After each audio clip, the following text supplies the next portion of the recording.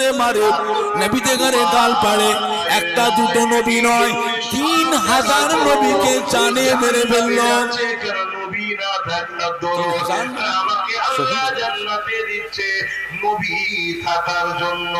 নবীদের অত্যাচার হয়েছে বাবা।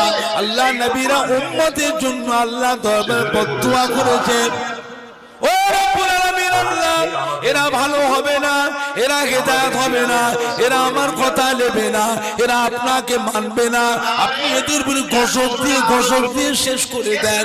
নবীরা উম্মতের জন্য আল্লাহর কাছে বদদুয়া করছে। আল্লাহ নবীদের দোয়া বদদুয়া আল্লাহ দরবার কবুল হবে না, হবে না।